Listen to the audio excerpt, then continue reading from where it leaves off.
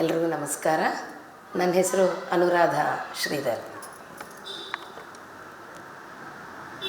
ಈಗ ಎಲ್ಲರಿಗೂ ನವರಾತ್ರಿ ಹಬ್ಬದ ಶುಭಾಶಯಗಳು. ಯಾ ದೇವಿ ಸರ್ವಭೂತೇಷು ವಿಷ್ಣು ಮಾಯೇತಿ ಶಬ್ದಿತ ನಮಸ್ತಸ್ಯೈ ನಮಸ್ತಸ್ಯೈ ನಮಸ್ತಸ್ಯೈ ನಮೋ ನಮಃ.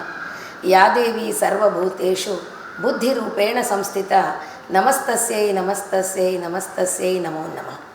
ಯಾ ದೇವಿ ಸರ್ವಭೂತೇಷು ಶಕ್ತಿರೂಪೇಣ ಸಂಸ್ಥಿತ ನಮಸ್ತಸ್ಯೈ ನಮಸ್ತಸ್ಯೈ ನಮಸ್ತಸ್ಯೈ ನಮೋ ನಮಃ.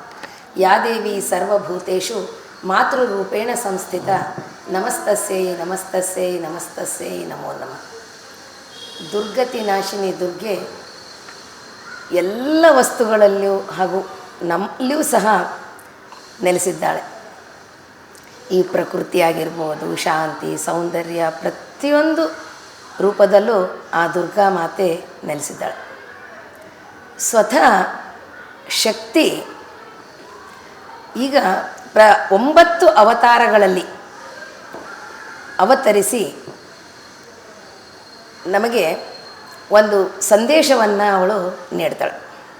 ಈಗ ಮನುಷ್ಯ ನಡೆಸ್ತಿರುವಂಥದ್ದು ಅಜ್ಞಾನ ಅನ್ನುವಂತಹ ಒಂದು ಕತ್ತಲೆಯ ರಾತ್ರಿ ಜೀವನವನ್ನು ನಾವೆಲ್ಲ ನಡೆಸ್ತಾ ಇದ್ದೀವಿ. ಅದನ್ನು ಜ್ಞಾನ ಎಂಬ ದೀಪದ ಬೆಳಕಿನಿಂದ ಆ ಕತ್ತಲೆಯನ್ನು ನಾವು ಹೋಗಲಾಡಿಸುವಂಥ ಹಬ್ಬವೇ ಈ ನವರಾತ್ರಿ ಅಂತ ಹೇಳ್ಬೋದು. ಈ ದುರ್ಗಾ ಮಾತೆಯ ಏನು 9 ಅವತಾರಗಳನ್ನು ನಾವು ಈ ನವರಾತ್ರಿಯಲ್ಲಿ ಆರಾಧನೆ ಮಾಡ್ತೀವೋ, ಪ್ರತಿಯೊಂದು ಅವತಾರನೂ ನಮಗೆ ಒಂದೊಂದು ಸಂದೇಶವನ್ನು ನೀಡ್ತದೆ. ಈ 9 ಅವತಾರಗಳ ಆರಾಧನೆಯೇ ನವರಾತ್ರಿ ಅಂತ. ಇದನ್ನು ಆಶ್ವೀಜ ಮಾಸ ಶುಕ್ಲ ಪಾಡ್ಯದಿಂದ ಹಿಡಿದು 9 ದಿನಗಳವರೆಗೆ ನಾವು ಈ ನವರಾತ್ರಿಯನ್ನು ಆಚರಿಸ್ತೇವೆ. ಕೊನೆಯ ದಿನ ನಾವು ವಿಜಯದಶಮಿಯನ್ನು ಆಚರಿಸ್ತೇವೆ. ಅಂದರೆ ಅಸುರ ಶಕ್ತಿಯ ಮೇಲೆ ಮಾತೃಶಕ್ತಿ ವಿಜಯ ಸಾಧಿಸಿದ ದಿನವನ್ನು ನಾವು ವಿಜಯದಶಮಿ ಅಂಥೇಳಿ ನಾವು ಆಚರಣೆ ಮಾಡ್ತೀವಿ.